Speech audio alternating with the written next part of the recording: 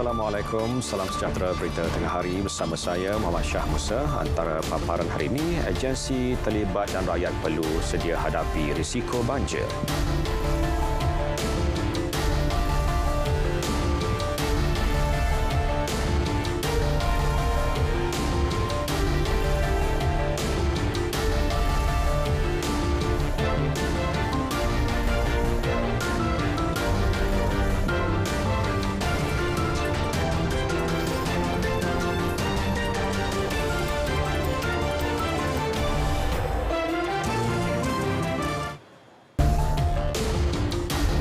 Yang di-Pertuan Agong Al-Sultan Abdullah Riayatuddin Al-Mustafa Billah Shah menitahkan semua agensi berkaitan membuat persediaan menyeluruh yang rapi bagi menghadapi risiko banjir susulan monsun timur laut.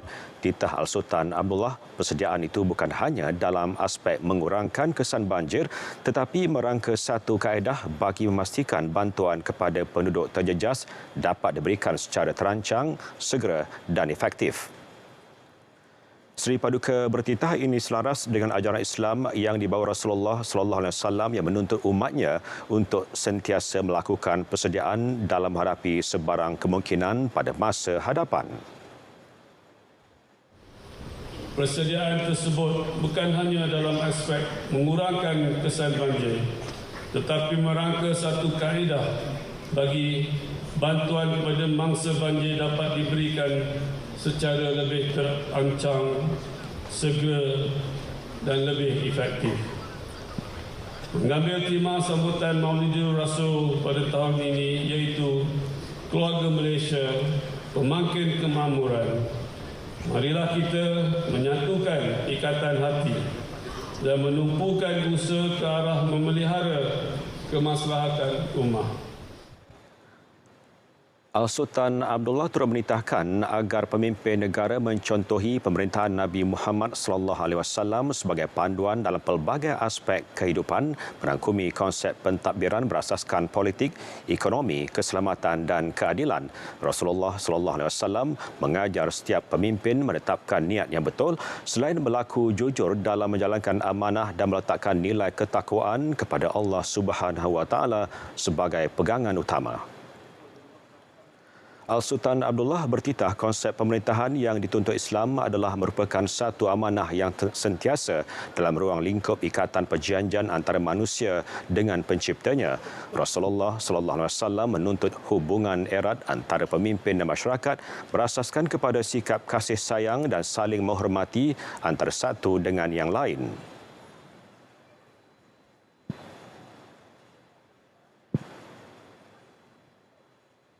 Kita semua wajar mengambil iktibar bahawa kecemerlangan kerajaan Madinah adalah kerana kekuatan sosiopolitik yang menjamin hak dan keadilan warga, keberkesanan penyatuan ummah dan pembangunan ekonomi yang dinamik.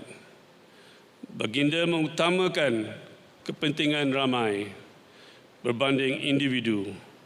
Baginda tidak memperjuangkan agenda sempit.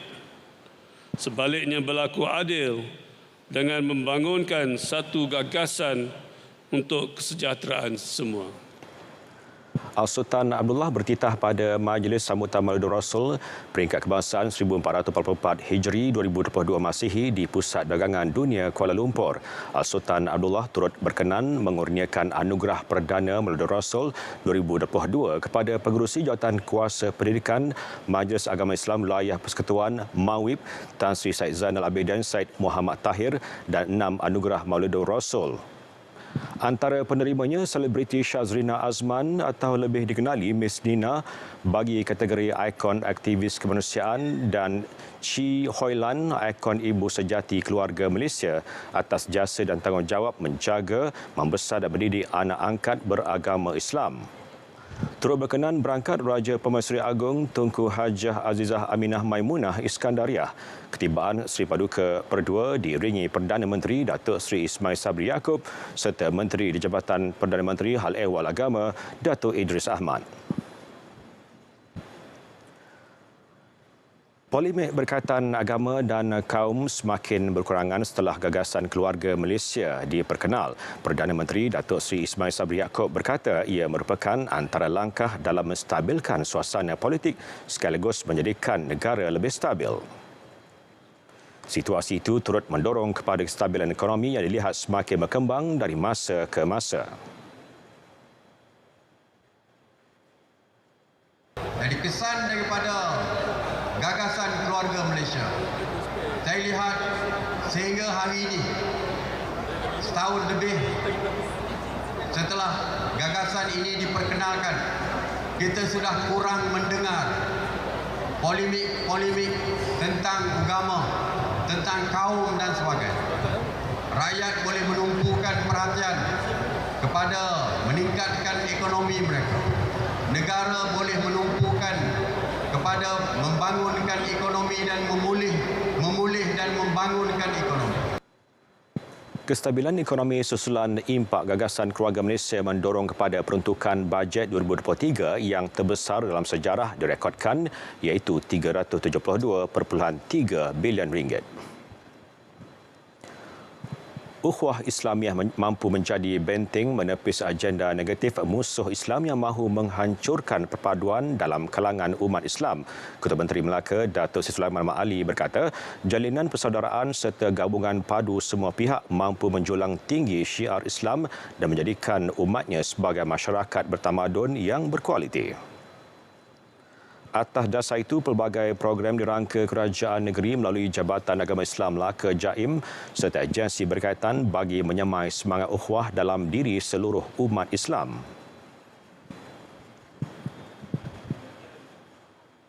Saya menyeru kepada seluruh masyarakat agar mengambil kesempatan ini untuk bersama-sama menghidupkan program-program yang disediakan. Moga-moga dengan kehadiran muslimin dan muslimat ke program-program yang dianjurkan akan memupuk kekuatan ukhuwah kita sebagai umat Islam di mata masyarakat yang bukan Islam di luar sana. Beliau berucap pada Majlis Perhimpunan dan Perarakan sempena sambutan Maulid Rasul peringkat negeri Melaka tahun 1444 Hijri 2022 Masihi di Stadium Tun Fatimah Bukit Serindit. Terdahulu walaupun hujan renyai, 118 kontijen mewakili jabatan dan agensi kerajaan, swasta serta institusi pengajian tinggi menyertai perarakan dari Stadium Tun Fatimah ke Pusat Islam Melaka sejauh kira-kira 2 km yang dipertua negeri Tun Muhammad Ali Rustam diiringi Ketua Menteri Setiausaha Kerajaan Negeri Datuk Zaidi Johari dan barisan Esko turut berselawat dan berarak bersama peserta. 4 mukim di Baling Kedah dilanda banjir kilat awal pagi tadi termasuk Kampung Padang Empang, Kampung Dusun dan Kampung Iboi di Mukim Kupang melibatkan 81 keluarga. Bagaimanapun setakat 9 pagi tadi tiada pusat pemindahan sementara PPS dibuka. Kenyataan Pegawai Pertahanan Awam Daerah Baling, Lieutenant PA Muhammad Faizul Abdul Aziz turut menyebut Mukim Baling, Pulai dan Siung juga terlibat. Hujan lebat berterusan sejak malam tadi menyebabkan air sungai Ketil dan Kupang melimpah ke penempatan penduduk yang tinggal bampiran tebing sungai. Pemantauan pagi tadi mendapati terdapat rumah penduduk terjejas dinaiki air paras 0.5 meter yang turut menenggelamkan kelengkapan rumah. Pemantauan berterusan dilakukan berikutan cuaca mendung pada sebelah pagi. Air pasang besar dijangka berlaku di beberapa kawasan hingga Khamis ini.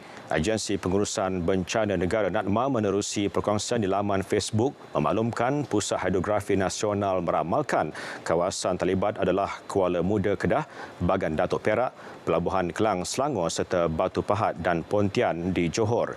Fenomena itu berpunca daripada pengaruh daya tarikan graviti ketika kedudukan bulan dan matahari sejajar. Seterusnya berkemungkinan menyebabkan limpahan air di daratan serta banjir di lokaliti kawasan rendah pesisir pantai. Penduduk berhampiran pesisir pantai disaran lebih peka dan waspada semasa fenomena itu berlaku. Hari terakhir program Jelajah Aspirasi Keluarga Malaysia peringkat negeri 9 yang berlangsung di Dataran Seri Jempol terus menyediakan pelbagai aktiviti menarik untuk pengunjung. Untuk mengetahui perkembangan semasa di lokasi, langsung bersama Nur Ashikin Harun. Silakan.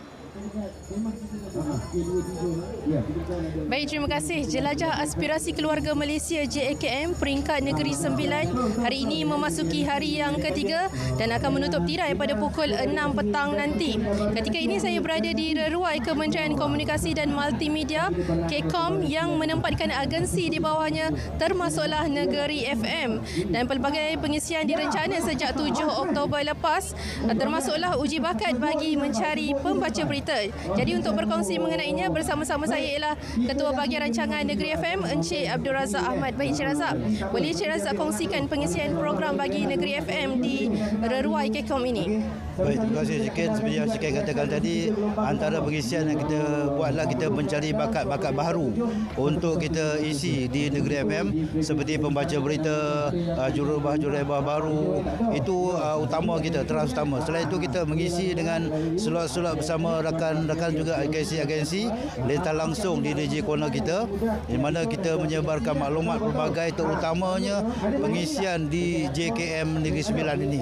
Dan selain itu kita juga beramah mesra dengan pengunjung-pengunjung dan pendengar-pendengar Negeri FM bersama-sama rakan agensi di bawah KCOM sendiri. Encik Razak, bagi Jabatan Penyiaran Negeri Sembilan, bagaimana impak yang diterima menerusi Jelajah Aspirasi Keluarga Malaysia? Memang kita merasakan impak yang amat tinggi, terutamanya bagi Negeri FM sendiri, di mana di sini kita dapat mendekatkan stesen dengan pendengar-pendengar kita dan juga kita mendapat maklumat-maklumat terbaru daripada agensi-agensi yang berkampung di JKM selama 3 hari, dan juga kita dapat mendengar pandangan daripada pendengar-pendengar kita mengenai siaran dan juga kandungan yang ada dalam stesen Negeri FM, dan maklum balas ini amat penting untuk kita memperbaiki stesen dan juga kandungan siaran. Selain itu kita juga dapat mengetahui input-input baru, terutamanya agensi-agensi kerajaan, dan juga yang paling penting adalah dalam strategi kita Negeri FM untuk meningkatkan pendapatan stesen. Di sini juga terdapat gerai-gerai jualan IKEA dan sebagainya. Kita telah mendekati mereka untuk bersama-sama dengan kita dalam strategi pemasaran kita. Baik, terima kasih banyak Encik Razak atas perkongsian itu. Jadi untuk penduduk di sekitar kawasan Bandar Seri Jempol masih belum terlambat untuk hadir ke Dataran Seri Jempol ini bagi sama-sama menyertai segala pengisian program di Jelajah Aspirasi Keluarga Malaysia Negeri Sembilan. Baik, sekian dahulu dari saya, kembali ke Angkasa Puri. Baik, terima kasih Syikin. Penggunaan Tax Identification Number TIN yang akan diwajibkan penggunaannya bagi warga negara berusia 18 tahun ke atas pada tahun hadapan bertujuan mempercepatkan sistem percukaian sedia ada. Setiausaha Agung Persatuan Akauntan Percukaian Malaysia Dr. Muhammad Fairuz Abdul Razak berkata TIN bukan sesuatu yang baru dan telah lama diguna pakai beberapa negara maju. Kalau kita ambil yang paling senang US, UK dah buat dah TIN number ni. Ini memang automatik. Bila orang tu dah lahir saja, dia dah ada number dah.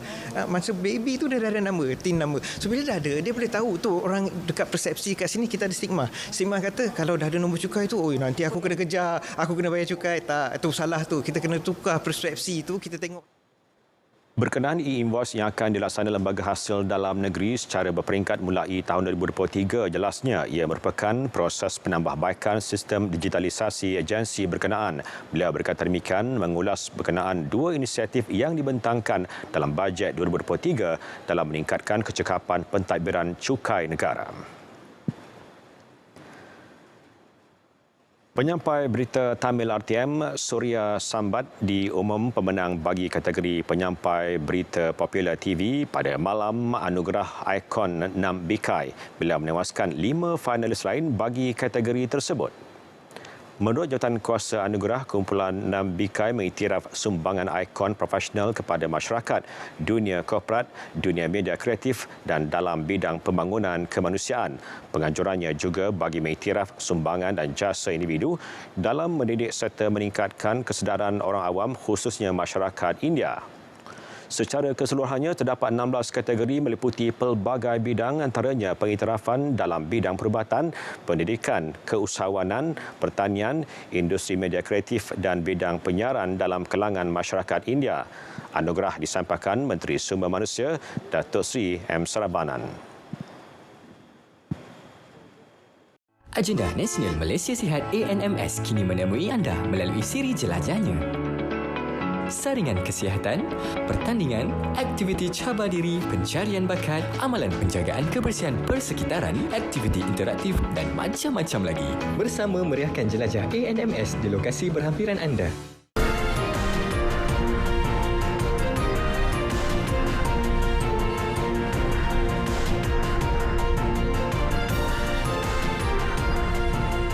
Perkembangan luar negara. Penduduk Bluefields, bandar pesisir utama di Nicaragua bergegas mendapatkan keperluan asas serta bersiap sedia bagi menghadapi taufan Julia ia selepas ramalan kaji cuaca negara itu yang menjangka taufan yang sedang berpusing ke arah Amerika Tengah itu bakal membadai sepanjang pantai Caribbean Nicaragua pada bila-bila masa. Menurut laporan, Julia yang asalnya ribut tropika telah bertukar menjadi taufan yang berkelajuan maksimum 75 batu sejam. Ia diklasifikasi sebagai ribut kategori 1 di bahagian rendah skala angin taufan Saffir-Simpson. 5 peringkat dari jangka melanda kawasan tersebut semalaman, kemudian bergerak merentasi negara itu sebelum bergerak ke Pasifik Honduras, El Salvador dan Guatemala. Sementara itu, Naib Presiden Nicaragua Rosario Murillo dalam kenyataan memaklumkan pihaknya telah memindahkan kira-kira 6,000 penduduk di kawasan Laguna de Perlas ke tempat selamat. Taufan Julia hadir kurang 2 minggu selepas taufan Ian yang baru saja melanda Florida, Amerika Syarikat yang telah mengakibatkan kematian sekurang-kurangnya 100 mangsa dan kerosakan harta benda. Korea Utara terus menjalankan ujian peluru berpandu balistik ketika Amerika Syarikat dan Sekutu mengecam tindakan tersebut yang disifatkan sebagai provokasi. Menurut laporan, 2 peluru yang dilancarkan mencapai ketinggian 100 km dan meliputi jarak 350 km dan jatuh di luar zon ekonomi eksklusif Jepun. Susulan itu, Menteri Pertahanan Jepun Toshiro Ino memberitahu pihaknya akan meneliti jenis peluru yang digunakan terutama keboleh ancaman terhadap aset pertahanan negara itu.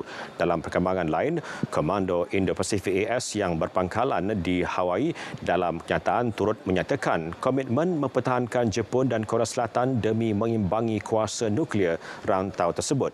Ia adalah ujian ke-7 seumpamanya sejak 25 September lepas. Susulan kebakaran di jambatan utama Kerch, pihak berkuasa Rusia mengesahkan ketiga-tiga korban letupan merupakan pemandu trak membawa muatan menuju Crimea. Kenyataan pihak Rusia memaklumkan satu suruhanjaya penyiasatan telah dibentuk bagi meneliti kejadian tersebut secara terperinci termasuk melakukan analisis dan menilai struktur jambatan bagi tindak baik pulih segera. Ini kerana ia adalah satu-satunya jalan yang menghubungkan Rusia Crimea melalui jalan darat yang digunakan bagi pembekalan tentera di sempadan Ukraine Rusia. Letupan yang berlaku itu turut membakar 7 tangki minyak yang diangkut dengan kereta api dan merobohkan 2 lorong kereta di jalan utama dan struktur rel turut mengakibatkan kesesakan lalu lintas di kedua-dua arah sepanjang ratusan kilometer. Walaupun ramai melihat kejadian sebagai salah satu tindakan sabotaj dan terdapat unsur subversif, Kremlin masih tidak menuding jari kepada Kiev. Sebaliknya, media Ukraine melaporkan kejadian tersebut sebagai kejayaan tentera negara itu melakukan tindak balas selepas referendum dimeterai 3 wilayah Ukraine yang menyertai Rusia.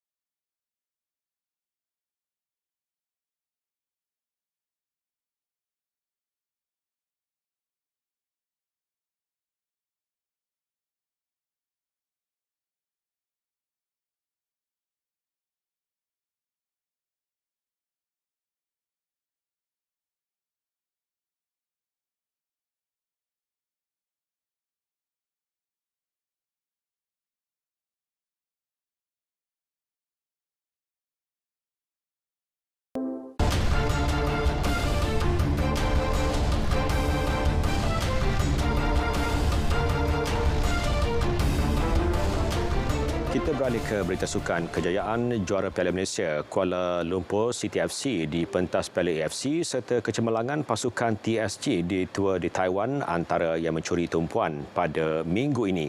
Ikuti sorotan mingguan sukan disediakan Muhammad Zamri Suharani. Pasukan kendalian Boyan Hodak mencipta sejarah marah ke aksi U15.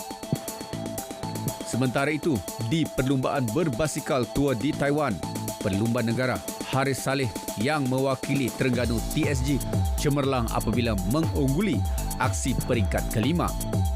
Harif mencuri tumpuan pada perlumbaan peringkat terakhir sejauh 149.83 km di Dabing Bay. Itu apabila menjadi pelumba pertama melintasi garisan penamat saingan.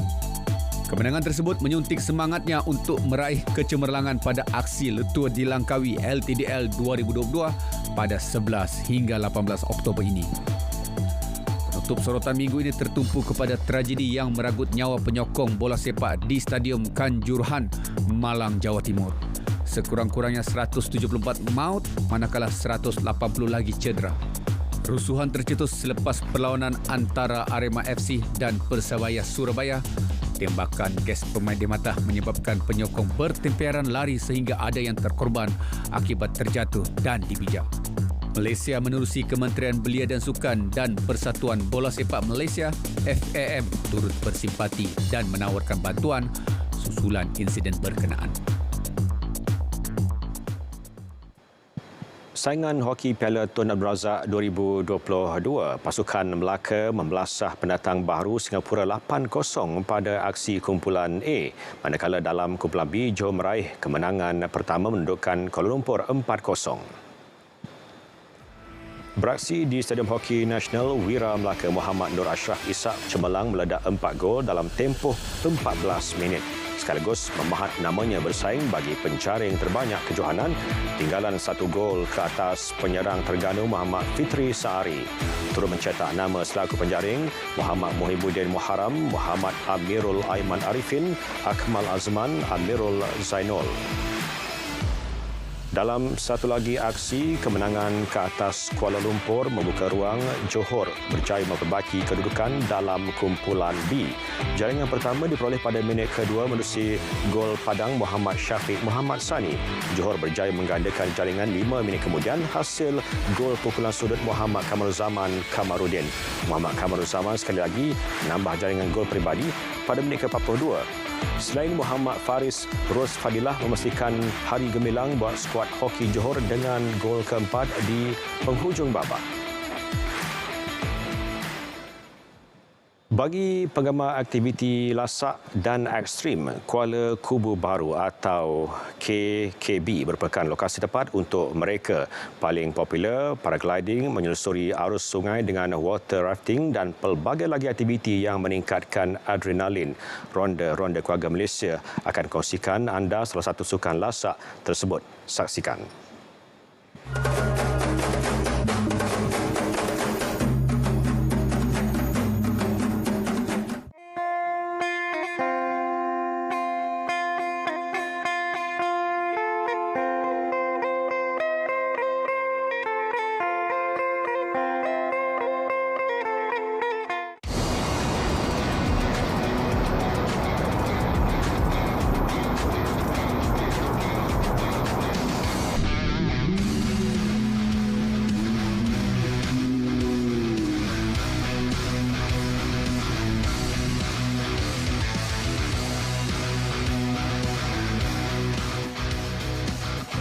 Saya kena apa tu? Water rafting. Water rafting. Saya tak. Takut tu. Aduh, relax lah. Jom, kita water rafting. Apa? KKB sangat popular dengan aktiviti rafting yang boleh dilakukan bersama rakan dan keluarga. Jarak sepanjang 8 km, anda akan merasai pengalaman berkaya di sungai yang deras. Okey, tadi memang seronok kalau anda sendiri kat atas ni rugi tau. Berasai yang kata pengalaman yang kata terbaik dari ladang di KKB ni. Woo!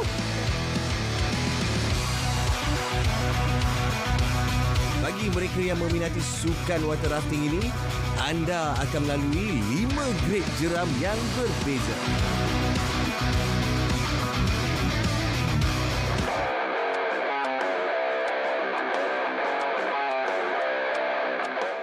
Bukan saja menguji kekuatan mental dan fizikal, paling penting semangat berpasukan.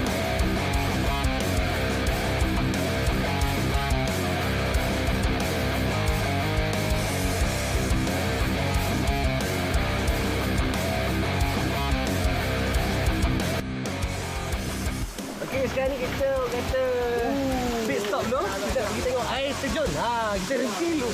Woohoo! Air terjun tu cantik. Air terjun pengantin nama dia. Hati-hati, Jen. Air terjun pengantin. Jom, tengok. Air terjun pengantin.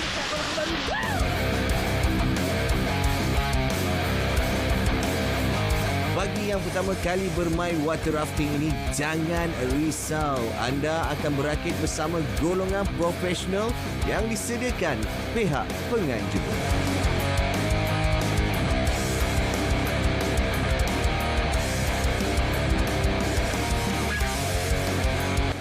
Sudah pastinya ianya menjanjikan pengalaman yang tidak akan dilupakan dan memberi kepuasan baru untuk anda.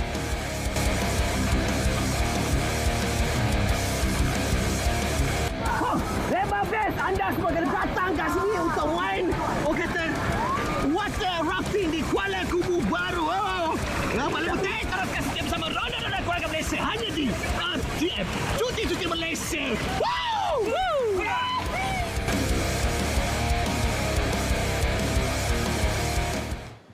Baik, saudara, berita tengah hari berakhir di sini. Dapatkan perkembangan saiz sepanjang masa melalui portal berita.atm.gov.my. Kepada umat Islam di seluruh negara, selamat menyambut Maulidul Rasul. Assalamualaikum dan salam keluarga Malaysia.